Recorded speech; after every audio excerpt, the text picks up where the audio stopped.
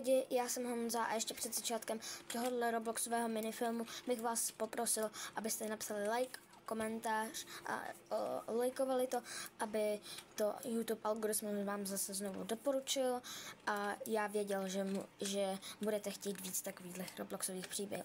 Tak jo, zatím čus. Konečně jsem dorazil. Takže takhle to moje letní, spíš zimní sídlo vypadá.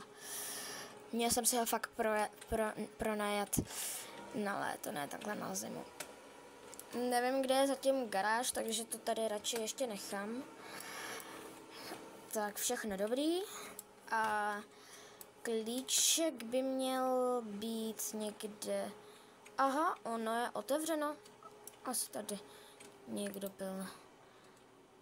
Ale radši za sebou zavřu. Nikdy nevím, že jo.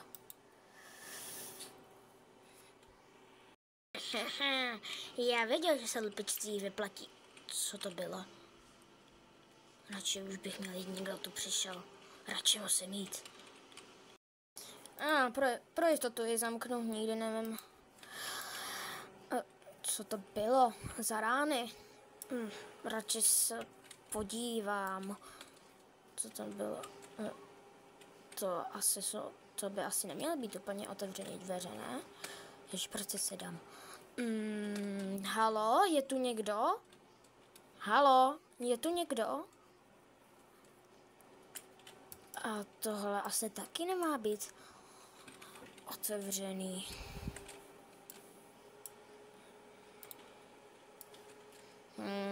Halo? No, někdo ve skříni není. A někdo se mi hrabal v počítači. Já to věděl. Takže lupič, super. Musím zavolat policii.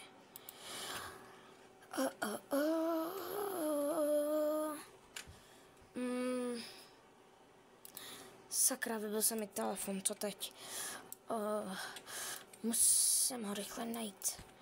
Policejní stanice je až za 2 kilometry, než bych tam došel. Už by to tady bylo zrujnovaný. Halo?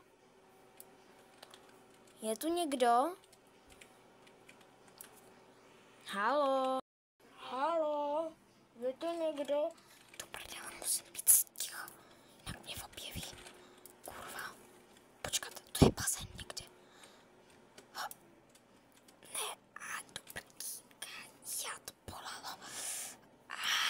Kurva. A to bylo co? Počkejte, podívám se na verandu. Je. Dobrý, je zavřen.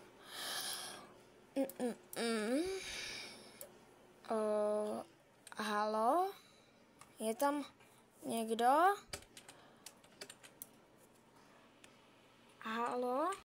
Sakra, ty nohy fakt bolí. Je to pevný.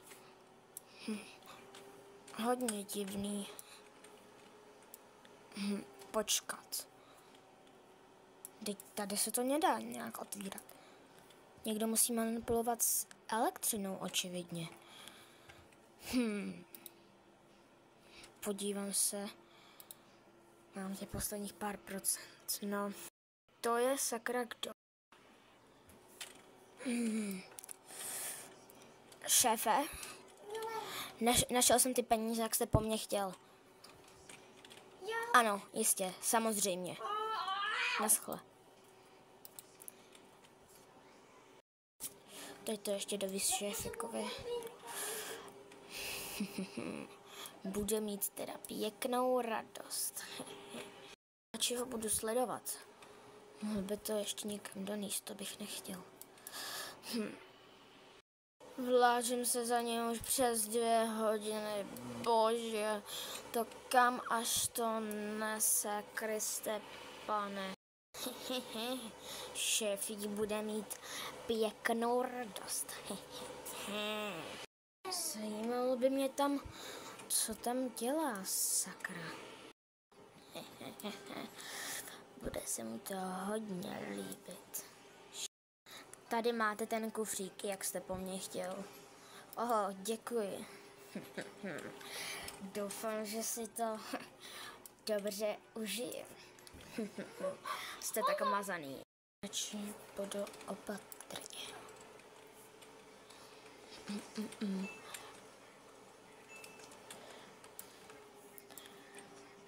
Řekněte mi, co se tady děje, nebo... Kde to sak... Samozřejmě, že jsem svázaný. To jsem mohl fakt čekat. Co po mně chcete? Jenom po tobě chceme, abys nám dal klíčky od tvého bytu. Jinak tady s tebou hnedka, teďka skoncujeme. To nikdy nedopustím. Víte, kolik mě vůbec stál? No to nevíme a ani nás to nezajímá. No, jen tak mimochodem, že jsem celou dobu rozvázaný, vy blbečci. Už jsem aj zavolal policii, jestli jste si toho nevšimli. Jménem zákona jste začen, pane. Jestli váš a váš kumpán budou vypovídat, cokoliv, co řeknete, může být zodpovězeno proti vám.